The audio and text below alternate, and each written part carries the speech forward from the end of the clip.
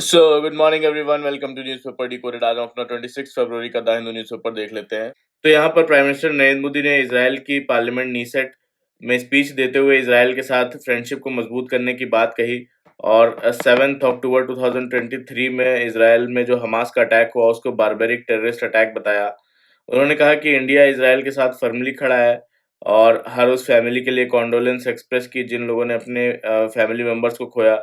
और मोदी जी ने basically Gaza piece initiative, जो कि यूनाइटेड नेशन सिक्योरिटी काउंसिल का इनिशिएटिव है, उसको बताया कि ये इनिशिएटिव रीजन में लॉन्ग टर्म पीस लाने के लिए इम्पोर्टेंट पाथवे हो सकता है। तो मोदी जी ने बेसिकली इंडिया और इजराइल के बीच जो बढ़ता हुआ रिलेशन है उसका जिक्र किया, स्पेशली वाटर मैनेजमेंट, एग्रीकल्चर और टैलेंट पार्टनरशिप जैसे सेक्टर्स में कॉपरेशन हो रहा है। तो यहाँ पर मोदी जी ने इंडिया का अपना एग्जाम्पल दिया, जिसमें 26/11 का मुंबई टेरर अटैक से रिलेटेड था, और कहा कि इंडिया के पॉलिसी टेररिज्म के अगेंस्ट ज़ीरो टॉलरेंस की है, बिना किसी डबल स्टैंडर्ड के। तो उन्होंने अब्राहम अकॉर्ड्स का भी मेंशन किया, जिसमें कि इज़राइल ने अरब कंट्रीज़ के साथ रिलेशंस इम्प्रूव किए और इसे एक करेज और विज़न बताया। तो मोदी जी ने बेसिकली इंडिया और ज्यूइश कम्युनिटीज़ के पुराने हिस्टोरिकल टाइज़ का भी ज़िक्र किया, स्पेशली केरला, कोलकाता और मुंबई में ज्यूइश कम्युनिटीज़ का, जहाँ कभी भी उनके साथ डिस्क्रिमिनेशन नहीं हुआ। और ट्रेड और इकोनॉमिक कोऑपरेशन को लेकर मोदी जी ने कहा कि दोनों कंट्रीज डिजिटल पब्लिक इंफ्रास्ट्रक्चर और क्रॉस बॉर्डर फाइनेंशियल लिंकेजेस पर काम कर रहे हैं, और एक एम्बिशियस फ्री ट्रेड एग्रीमेंट भी प्लान हो रहा है। तो नेतन्याहू ने बेसिकली मोदी का शुक्रिया अदा करते हुए कहा कि डिफिकल्ट टाइम्स में इंडिया ने इसराइल का स्ट्रॉन्ग सपोर्ट किया। फिर जो नेक्स्ट है यहाँ पे education outline, Haryana shows downward trend as debt welfare expenditure rise.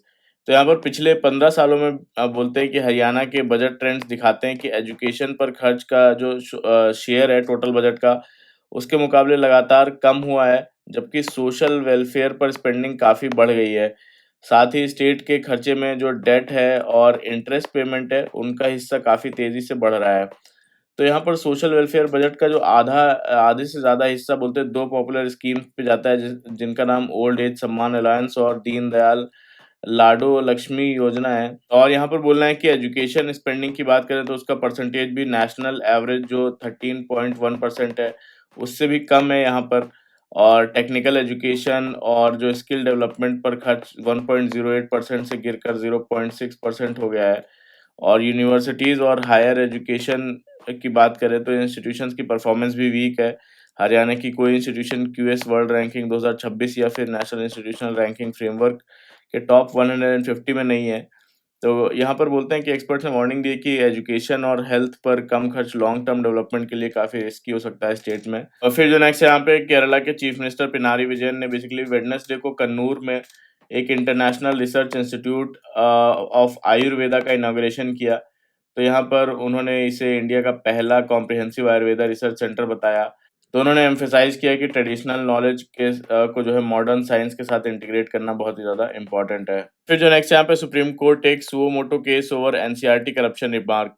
तो यहाँ पर सुप्रीम कोर्ट ने वेडनेसडे को बेसिकली एनसीईआरटी की क्लास 8th की सोशल साइंस की टेक्स्ट बुक में जुडिशरी पर करप्शन का सेलेक्टिव रेफरेंस को लेकर सुओ मोटो केस रजिस्टर किया है। तो कोर्ट ने खुद इस मैटर का कॉग्निजेंस लिया। तो यहाँ पर chief justice of India Suryakant ने टेक्स्ट बुक के कंटेंट पर काफ़ी स्ट्रॉन्ग रिएक्शन दिया और इसे जुडिशरी को बदनाम करने की कैलकुलेटेड अटेम्प्ट बताया। यहाँ पर जो है सीनियर एडवोकेट्स हैं, उन्होंने बोला कि जो करप्शन है वो सिर्फ जुडिशरी तक लिमिटेड नहीं है।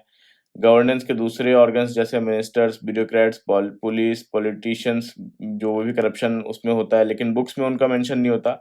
तो यहाँ पर जस्टिस बागची ने रिमार्क किया कि ऐसे जो रेफरेंसेस हैं बुक्स में, वो कॉन्स्टिट्यूशन की इंटीग्रिटी, सेपरेशन ऑफ पावर के प्रिंसिपल को अफेक्ट कर सकते हैं, जो बेसिक स्ट्रक्चर डॉक्ट्रिन का इम्पोर्टेंट पार्ट है। तो यहाँ पर कंट्रोवर्शियल चैप्टर जो the role of judiciary in our society में जुडिशरी के चैलेंजेस के रूप में यहाँ पर करप्शन, केसेस के बैकलॉग और जजेस की जो कमी है, शॉर्टेज है, उसका ज़िक्र किया गया था।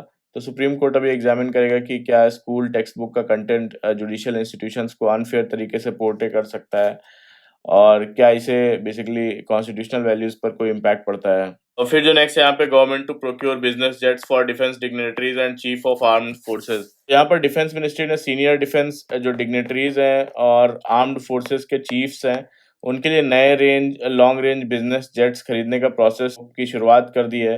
तो यहाँ एक सीनियर ऑफिशियल के मुताबिक जो इंडियन एयरफोर्स के पास जो करंट बिजनेस जेट्स हैं वो लगभग 20 साल पुराने हो चुके हैं, इसीलिए उन्हें फेज मैनर में रिप्लेस किया जाएगा। और ये नए एयरक्राफ्ट लेने का डिसीजन 28 जनवरी को हुआ, जो एक प्लेन क्रैश है उसके बाद आया, जिसमें महाराष्ट्र के deputy chief minister Ajit Pawar और 4 अदर लोग जो है उनकी मौत हो गई। और अभी क्या है कि बेसिकली इंडियन एयरफोर्स के पास एम्ब्रेयर लीगेसी 600 बिजनेस जेट्स का फ्लीट है, जो कि 2005 में इंडक्ट किया गया था। और इन क्राफ्ट्स को बेसिकली मेघदूत, वायुदूत, नभदूत और गगनदूत नाम दिया गया। और ये वीआईपी ट्रांसपोर्ट और कम्युनिकेशन ड्यूटीज के लिए यूज होते हैं। और ये जो जेट्स हैं बेसिकली 1800 मीटर के रनवे से टेक ऑफ कर सकते हैं और 1400 मीटर रनवे पर लैंडिंग कर सकते हैं। इसीलिए इंडिया और अब्रॉड के ज़्यादातर एयरफील्ड्स पर ये ऑपरेट करना इनका पॉसिबल है।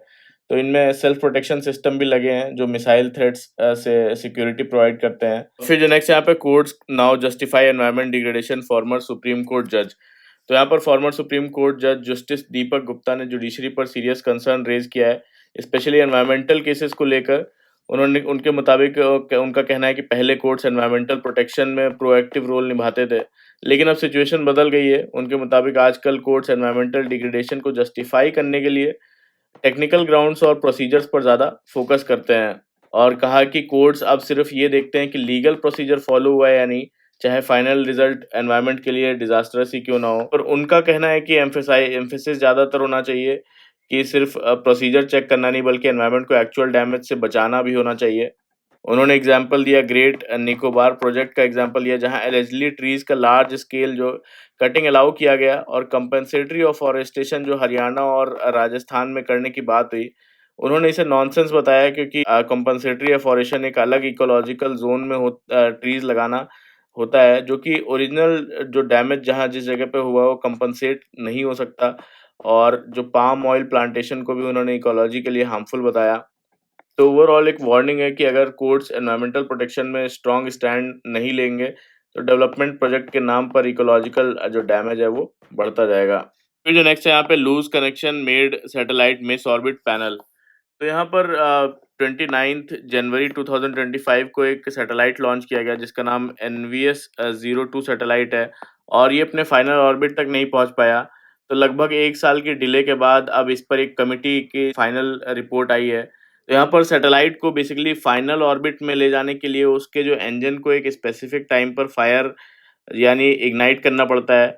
और इंजन चलाने के लिए जो फ्यूल है और ऑक्सीडाइज़र है, दोनों का फ्लो कंट्रोल के लिए एक स्पेशल वाल्व जो है वो करता है। और ये वाल्व तब खुलता है जब सिस्टम उससे उसको इलेक्ट्रिकल जो सिग्नल है वो मिलता है। तो यहाँ पर NVS-02 में प्रॉब्लम क्या हुई कि इंजन का जो ऑक्सीडाइज़र है, लाइन को क्रिटिकल वाल्व का ऑन करने वाला जो सिग्नल है उस तक वो नहीं पहुँच पाया। और सिग्नल ना मिलने की वजह से वाल्व नहीं ओपन हुआ। और वाल्व नहीं खुला तो इंजन भी जो है फायर नहीं हुआ। और इंजन फायर नहीं हुआ तो सैटेलाइट अपने जो फाइनल ऑर्बिट है, सर्कुलर ऑर्बिट तक रेज नहीं कर पाया वो। फिर जो नेक्स्ट है यहाँ पे, bill to replace UGC AICTEs with ministries says government.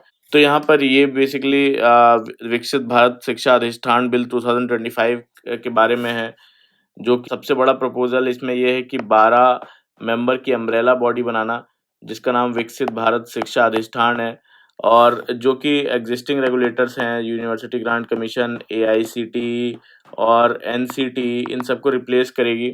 और मतलब यूनिवर्सिटीज़ और टेक्निकल एजुकेशन और टीचर एजुकेशन सब एक ही टॉप बॉडी के अंडर आ जाएंगे। तो लेकिन UGC से एक एक मेजर डिफरेंस ये होगा कि न्यू कमीशन के पास जो रहेगा वो ग्रांट्स डिस्ट्रीब्यूट करने का पावर वो नहीं रहेगा। और फंडिंग का कंट्रोल जो है मिनिस्ट्री ऑफ एजुकेशन के अलग मैकेनिज्म के पास रहेगा। तो गवर्नमेंट का कहना है कि रेगुलेशन और फंडिंग को सेपरेट करने से कॉन्फ्लिक्ट ऑफ इंटरेस्ट जो है वो कम होगा और ट्रांसपेरेंसी यहाँ पर बढ़ेगी। तो यहाँ पर ऑपोजिशन का क्या कहना है, उनका कहना है कि ये बिल एग्जीक्यूटिव जो कंट्रोल है वो काफ़ी ज़्यादा बढ़ाता है, यूनिवर्सिटीज़ की ऑटोनॉमी कम करता है और स्ट्रिक्ट कंप्लायंस रूल लगाता है। और जो फेडरलिज्म के प्रिंसिपल हैं उनके भी खिलाफ है। और अभी ये बिल जो है जॉइंट पार्लियामेंट्री कमेटी के पास डिटेल डिस्कशन के लिए है, जो कि इसको एग्जामिन कर रही है। और फिर जो नेक्स्ट है यहाँ पे, US slabs 126% levy on Indian solar imports. तो यहाँ पर ट्रम्प एडमिनिस्ट्रेशन ने इंडिया से जो इम्पोर्ट होने वाला सोलर सेल है उस पर लगभग 126% की हेवी टैरिफ लगाया है। तो यूएस का कहना है कि इंडियन कंपनीज सब्सिडीज का जो सपोर्ट है गवर्नमेंट से, उससे चीप प्रोडक्ट एक्सपोर्ट कर रही हैं अमेरिका में इंडियन कंपनीज, जिससे अमेरिकन सोलर फर्म्स को नुकसान हो रहा है और डब्ल्यूटीओ की सब्सिडी रूल्स भी वायलेट हो रहे हैं। तो ये टैरिफ इंडिया पर ही नहीं बल्कि इंडोनेशिया, लाओस पर भी लगाए गए हैं। तो इस डिसीजन का इम्पैक्ट काफ़ी बड़ा हो सकता है क्योंकि यूएस जो है इंडियन सोलर कंपोनेंट्स का सबसे बड़ा एक्सपोर्ट मार्केट है और पहले ही सोलर सेल एक्सपोर्ट्स पर 40% तक ड्यूटीज़ थी और अब ये एडिशनल ड्यूटीज़ लगाने से इंडियन प्रोडक्ट्स यूएस मार्केट में काफ़ी महंगे हो जाएंगे, जिससे डिमांड इंडियन प्रोडक्ट की गिर सकती है। फिर जो नेक्स्ट है यहाँ पे कैफ़े 3 नॉर्म्स से रिलेटेड है। तो यहाँ पर कैफ़े का मतलब क्या है कि कॉर्पोरेट एवरेज फ्यूल एफिशिएंसी। तो यहाँ पर ये रूल्स गवर्नमेंट बनाती है ताकि जो कार कंपनीज़ हैं अपनी गाड़ियों की एवरेज फ्यूल एफिशिएंसी इम्प्रूव करें और पॉल्यूशन कम हो। तो गवर्नमेंट बेसिकली हर कार कंपनी को के लिए एक टारगेट सेट करती है कि जो आपकी स्मॉल और बिग कार्स है उनकी एवरेज फ्यूल एफिशिएंसी पर CO2 एमिशन की एक लिमिट होनी चाहिए, अंदर होना चाहिए उसकी जो CO2 एमिशन लिमिट है। तो इसीलिए कंपनीज़ को फ्यूल एफिशिएंट इंजन बनाने ज़रूरी होते हैं, हाइब्रिड या फिर इलेक्ट्रिक व्हीकल लॉन्च करना, हेवी एसयूवीज़ का एमिशन बैलेंस करना, तो ये सब चीज़ें इसमें की जाती हैं। और यहाँ पर जो कैफ़े 3 नॉर्म्स हैं, ये 2027 में प्रपोज़ हो रहा है विद मोर स्ट्रिक्टर रूल्स। इनका बेसिकली एम होता है कि पॉल्यूशन को कम किया जाए, फ्यूल के कंज़म्पशन को इंक्रीज़ किया जाए, इलेक्ट्रिक व्हीकल्स को प्रमोट किया जाए, क्लाइमेट चेंज के जो टारगेट्स हैं अचीव किया जाए। ये जो रूल्स हैं जो 2027 से लागू होने वाले हैं ये काफ़ी कंट्रोवर्शियल है और क्योंकि स्मॉल और जो लार्ज का कार कंपनीज़ के इंटरेस्ट दोनों के अलग हैं, तो इसमें कुछ चेंजेस किए गए हैं जिसमें स्मॉल कार को मिलने वाले एमिशन वेवर हटा दिए गए हैं और हेवी व्हीकल्स के लिए रिस्ट्रिक्टर लिमिट्स प्रपोज़ की गई हैं। तो गवर्नमेंट यहाँ पर इलेक्ट्रिक मोबिलिटी को प्रमोट करने पर फोकस कर रही है और फाइनल रूल्स जो है अभी भी कंप्लीट नहीं हुए हैं। और फिर जो नेक्स्ट यहाँ पे Iran rejects Trump's claim on missile programme as big lies. तो यहाँ पर ट्रम्प ने अपने स्पीच में कहा कि ईरान ऐसे मिसाइल्स डेवलप कर रहा है जो अमेरिका तक पहुँच सकते हैं और न्यूक्लियर वेपन्स भी बनाना चाहता है। तो ईरान की फॉरेन मिनिस्ट्री ने इसे प्रोपेगेंडा बताया और कहा कि ईरान के पास यूएस को टारगेट करने की कैपेबिलिटीज़ नहीं है। लेकिन अगर अमेरिका अटैक करेगा तो वो वेस्ट एशिया में जो यूएस बेसेस हैं उस पर जवाब देगा। और फिर जो नेक्स्ट है यहाँ पे ट्रीटी ऑन चागोस से रिलेटेड है। तो यहाँ पर यूनाइटेड किंगडम और मॉरिशियस बेसिकली जो ट्रीटी है जिसमें कि चागोस आर्किपेलागो की सॉवरेनिटी मॉरिशियस को देने की बात की गई है इसमें और अभी ये ब्रिटिश पार्लियामेंट में होल्ड पर है और यहाँ पर यूनाइटेड किंगडम जो है वो यूएस के साथ डिस्कशन कर रहा है क्योंकि जो चागोस आर्किपेलागो है इसका जो एक इम्पॉर्टेंट आइलैंड है डीजो ग्रेशिया, ये इस आइलैंड पर यूनाइटेड किंगडम और यूएस का जॉइंट मिलिट्री बेस है। तो ट्रीटी के मुताबिक जो सॉवरेनिटी है वो मॉरिशस को मिलेगी इस आर्किपेलागो की, लेकिन जो यूनाइटेड किंगडम को जो ये डिजोग्राशिया आइलैंड है इसका उस पे 99 ईयर्स की लीज़ मिलेगी और मॉरिशस को इसके बदले एनुअल पेमेंट दिया जाएगा। तो यूएस प्रेसिडेंट डोनाल्ड ट्रम्प ने पहले इसे सपोर्ट किया था, लेकिन अब इसे रिकंसिडर करने को कहा है, इसीलिए यूनाइटेड किंगडम ने लेजिस्लेशन टेम्परेरीली ये पॉज़ कर दिया है। फिर जो नेक्स्ट है यहाँ पे balancing faith, dignity and constitutional rights. तो यहाँ पर बोलते हैं कि 2018 में सुप्रीम कोर्ट की 5 जज बेंच ने सबरीमाला टेम्पल का जो केस है उसमें हिस्टोरिक वर्डिक्ट दिया था, जिसमें केरला के सबरीमाला मंदिर को सभी उम्र की जो वुमेन्स हैं उनके लिए ओपन कर दिया गया था। तो इस डिसीजन पर देश भर में एक मिक्स्ड रिएक्शन था। कुछ लोगों ने इसे जेंडर इक्वालिटी और कॉन्स्टिट्यूशन की विक्ट्री बताया, जबकि बहुत लोगों ने कहा कि कोर्ट्स ने रिलीजियस ट्रेडिशंस को इग्नोर कर दिया और अब लगभग 10 साल बाद कोर्ट्स रिव्यू पिटीशन पर फाइनल आर्गुमेंट सुनने वाला है, जिसमें पुराने डिसीजन को ओवरटर्न करने की डिमांड की गई है। फिर जो नेक्स्ट है यहाँ पे water carbon capture and utilisation technologies.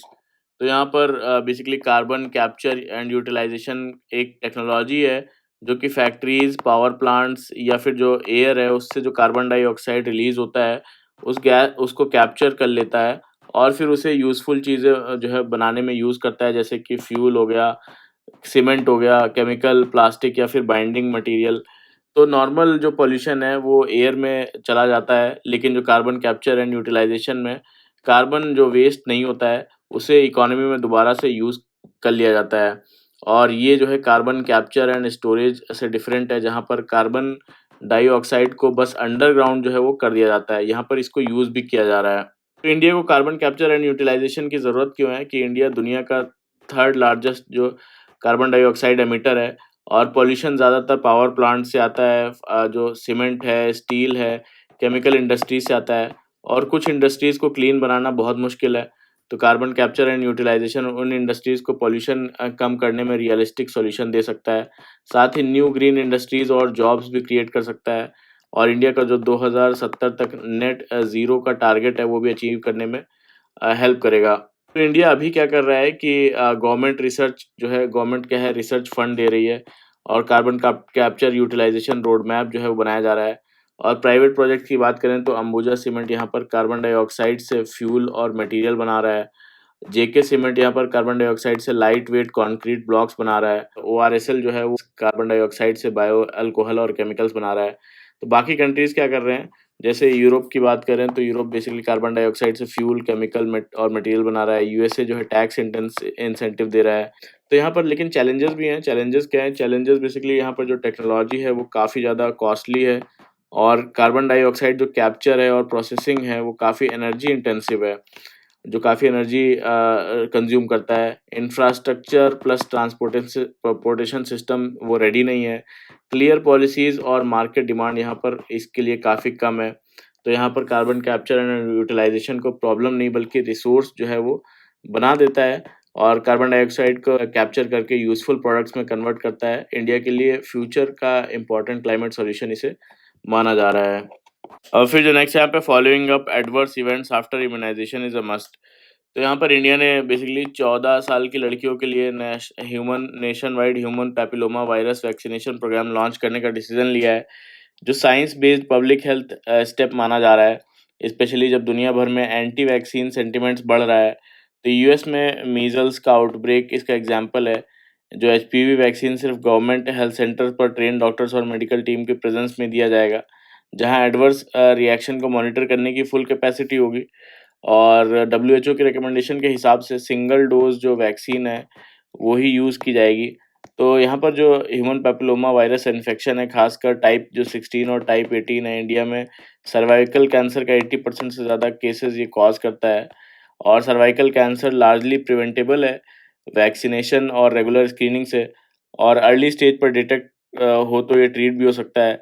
और 90 से ज़्यादा कंट्रीज़ में यहाँ पर ये सिंगल जो डोज़ है एचपीवी वैक्सीन प्रोग्राम यहाँ पर चल रहा है और उन्होंने इन्फेक्शन और जो कैंसर केसेस हैं सिग्निफिकेंट रिडक्शन किया है इस वैक्सीन ने। तो इंडिया के लिए ये प्रोग्राम बहुत क्रिटिकल है क्योंकि जो सर्वाइकल कैंसर है यहाँ वुमेन में लगभग second most common cancer causing है और 2022 में लगभग 1.27 लाख नए केसेस रिकॉर्ड हुए और लगभग 79,000 जो डेथ्स रिकॉर्ड हुई हैं।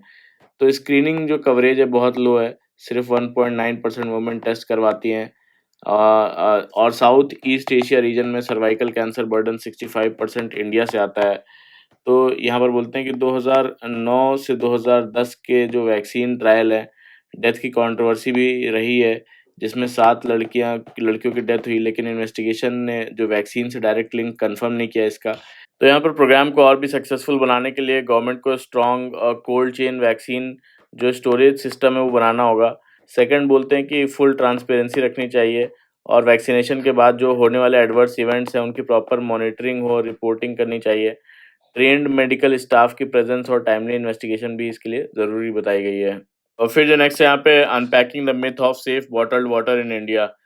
तो यहाँ पर आज के इंडिया में बेसिकली बोलते हैं बॉटल्ड वाटर एक लग्जरी नहीं बल्कि डेली नेसेसिटी बन चुका है। रेलवे स्टेशन, ऑफिस, रेस्टोरेंट में पैक्ड वाटर रूटीन हो गया है क्योंकि लोग म्युनिसिपल वाटर सप्लाई पर ट्रस्ट कम हो रहा है और सील्ड जो पैक्ड प्लास्टिक बॉटल्स हैं वो सेफर समझते हैं। लेकिन रीसेंट जो साइंटिफिक स्टडीज़ हैं इस बिलीफ को चैलेंज करती हैं। तो यहाँ पर बोलते हैं बैक्टीरिया के अलावा अब कंसर्न यहाँ पर माइक्रो प्लास्टिक्स और प्लास्टिक्स के निकलने वाले जो केमिकल्स हैं उन पर शिफ्ट हो गया है। तो यहाँ पर माइक्रो प्लास्टिक्स यानी जो 5 एमएम से जो छोटे माइक्रो प्लास्टिक्स होते हैं बॉटल्ड वाटर के थ्रू ह्यूमन बॉडी में जो है जा रहे हैं। और नागपुर की स्टडी में जो हर ब्रांड के बॉटल वाटर सैंपल्स में माइक्रो प्लास्टिक्स मिले, 72 से 212 पार्टिकल्स पर लीटर तक यहाँ पर मिले हैं। और मुंबई और कोस्टल आंध्र प्रदेश की स्टडीज़ में भी सेम रिजल्ट मिला, जिससे पता चलता है कि प्रॉब्लम ये नेशन वाइड है और ये पार्टिकल जो टॉक्सिक सब्सटेंस कैरी कर सकते हैं और छोटे पार्टिकल्स बॉडी के बैरियर्स भी जो है वो क्रॉस करके अंदर जा सकते हैं। इसके अलावा प्लास्टिक बॉटल से केमिकल्स जैसे कि एंटीमनी हो गया और थैलेट्स जो है वो भी वाटर में लीच हो सकते हैं, स्पेशली जब जो बॉटल्स हैं हीट या सनलाइट में स्टोर नहीं होती हैं तब। जो इंडिया के ट्रांसपोर्ट और स्टोरेज सिस्टम में कॉमन है कि हीट उसमें लगता ही है। तो करंट रेगुलेशंस यहाँ पर शॉर्ट टर्म सेफ्टी पर फोकस करता है, लॉन्ग टर्म एक्सपोज़र पर फोकस नहीं कर रहा है। तो इंडिया में जो बॉटल्ड वाटर है, जो एफएसएसएआई है वो रेगुलेट करता है, लेकिन जो माइक्रो प्लास्टिक जो टेस्टिंग है या लिमिट्स हैं, उनके रूल्स क्लियर नहीं है कोई भी। तो छोटे बॉटलिंग यूनिट्स और जो वीक एनफोर्समेंट है वो भी प्रॉब्लम बढ़ाते हैं। साथ ही जो प्लास्टिक वेस्ट क्राइसिस है वो भी एनवायरनमेंट और वाटर सोर्सेज को अफेक्ट कर रहा है। तो एक्सपर्ट्स का कहना है कि बॉटल्ड जो वाटर है इमरजेंसीज में यूज़फुल है, लेकिन ओवर डिपेंडेंसी इसके लिए इस पे रिस्की है। तो यहाँ पर बोला गया है कि बॉटल्ड वाटर को हीट या फिर धूप में स्टोर ना करें, और रिफ़िल जो स्टेशंस हैं और पब्लिक वाटर सिस्टम्स बढ़ाने की सलाह दी गई है। साथ ही जो म्युनिसिपल वाटर है उसको सप्लाई इम्प्रूव करने की बात की गई है, वाटर क्वालिटी में ट्रांसपेरेंसी लाने की बात की गई है, और होम फ़िल्ट्रेशन अफोर्डेबल बनाने की बात की गई है, और माइक्रो प्लास्टिक जो टेस्टिंग रूल्स हैं उनको अपडेट करना भी ज़रूरी यहाँ पर बताया गया है। फिर जो नेक्स्ट यहाँ पे Modi's Israel visit balancing ties amid West Bank tensions. तो यहाँ पर prime minister Narendra Modi Israel visit पर गए हैं, जहाँ उन्होंने पीएम बेंजामिन नेतन्याहू के साथ बायलैटरल रिलेशंस और रीजनल डेवलपमेंट्स पर डिस्कशन किया। तो ये विजिट इसलिए भी इम्पोर्टेंट है क्योंकि इंडिया ने रिसेंटली यूनाइटेड नेशन में वेस्ट बैंक जो सेटलमेंट है उस पर इज़राइल के क्रिटिसिज्म वाली स्टेटमेंट को सपोर्ट किया था। तो इंडिया और इज़राइल रिलेशन 1992 से डिप्लोमेटिक लेवल पर हैं, और पिछले डिकेड्स में यहाँ पर defence, trade, technology, labour mobility में काफ़ी स्ट्रॉन्ग हुए हैं। तो ट्रेड रिलेशंस काफ़ी बड़े स्केल पर पहुँच चुके हैं। 1992 से यहाँ पर बोलते हैं $200 मिलियन से बढ़कर 2022-23 में ये $10.7 बिलियन तक रहा। फिर वहीं वो गिरकर 2024-25 में यहाँ पर $3.6 बिलियन हो गया। तो इंडिया ट्रेडिशनली इज़राइल के साथ ट्रेड सरप्लस मेंटेन करता है, और इंडिया के जो मेजर एक्सपोर्ट्स हैं, इज़राइल को पेट्रोलियम प्रोडक्ट्स रहते हैं और पॉलिश डायमंड्स हैं, जबकि इज़राइल से जो है rough diamonds, fertilisers, electric components और रडार इक्विपमेंट्स इंपोर्ट होते हैं इंडिया में। और डिफेंस कोऑपरेशन दोनों कंट्रीज़ के पार्टनरशिप का जो है कोर पिलर है। 2014 से 2024 के बीच इज़राइल के जो आर्म एक्सपोर्ट्स का 38% से ज़्यादा हिस्सा इंडिया को गया है, जिससे इंडिया जो है इज़राइल का सबसे बड़ा डिफेंस बायर बना। और इन्वेस्टमेंट रिलेशन भी स्ट्रॉन्ग है। इज़राइल ने यहाँ पर इंडिया में मेनली टेक सेक्टर में 300 से ज़्यादा इन्वेस्टमेंट्स किए हैं। और माइग्रेशन की बात करें तो वो भी एक इम्पॉर्टेंट पार्ट है दोनों के बीच में। गाज़ा कॉन्फ्लिक्ट के बाद जो कंस्ट्रक्शन सेक्टर है उसके लिए पैलेस्टीनियन वर्कर्स की जगह इंडियन वर्कर्स रिक्रूट किए गए हैं। 2024 में लगभग यहाँ पर 32,000 इंडियन वर्कर्स और करीब 900 इंडियन स्टूडेंट्स यहाँ पर रह रहे हैं। तो ओवरऑल ये विजिट का एम स्ट्रेटेजिक पार्टनरशिप को और डीपन करना और रीजनल टेंशंस के बीच कोऑपरेशन को स्ट्रेंथन करना बताया जा रहा है। फिर जो नेक्स्ट यहाँ पे how are Indian firms training large language models. तो यहाँ पर बेंगलुरु के एक स्टार्टअप जिसका नाम सर्वम एआई है, उसने 2 नए आर्टिफिशियल इंटेलिजेंस मॉडल्स जो है लॉन्च किए हैं, और ये वही टेक्नोलॉजी यूज़ करते हैं जो चैट जीपीटी या फिर गूगल जेमिनी जैसे चैटबॉट्स को पावर देता है। तो इन मॉडल्स को स्पेशली इंडिया के लिए बनाया गया है, ताकि हिंदी और जो दूसरी इंडियन लैंग्वेजेज़ में बेटर काम कर सकें।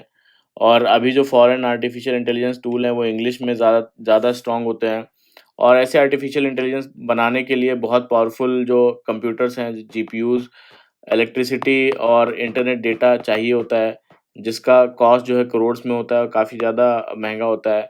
तो इंडिया में जो इंडियन लैंग्वेजेज़ डेटा कम होने की वजह से ये काम और भी ज़्यादा डिफ़िकल्ट हो जाता है। तो गवर्नमेंट ने इंडिया आर्टिफिशियल इंटेलिजेंस मिशन के थ्रू सपोर्ट दिया। Thousands of powerful computer subsidised rate पर दिए गए, और सर्वम एआई को भी ह्यूज कंप्यूटिंग सपोर्ट मिला। तो इनका जो आर्टिफिशियल इंटेलिजेंस मॉडल है, स्मार्ट टेक्निक यूज़ करता है, जिससे पूरा जो सिस्टम एक साथ काम नहीं करता, सिर्फ़ ज़रूरी पार्ट्स एक्टिवेट होते हैं। इससे जो स्पीड है वो बढ़ती है, और कॉस्ट भी यहाँ पर कम लगती है। तो यहाँ पर ये मॉडल बोला गया है कि ग्लोबल कंपनीज़ के मॉडल से छोटे हैं, इसीलिए आंसर्स उतने डीप नहीं होते, लेकिन इंडिया के लिए काफ़ी एफ़िशिएंट बनाए गए हैं। तो जो ओरिजिनल जजमेंट आया वो 4:1 के रेशियो में आया, जिसमें कि मेजॉरिटी में 3 बातें कही गईं कि लॉर्ड अयप्पा के। तो ये था पूरा आज का हमारा द हिंदू का न्यूज़ डिस्कशन। कैसा लगा बताइएगा ज़रूर, लाइक कर लीजिएगा मेरे वीडियो, कमेंट करके बताइए कैसा लगा, सब्सक्राइब भी कर लीजिएगा मेरा channel. Thank you very much for the discussion.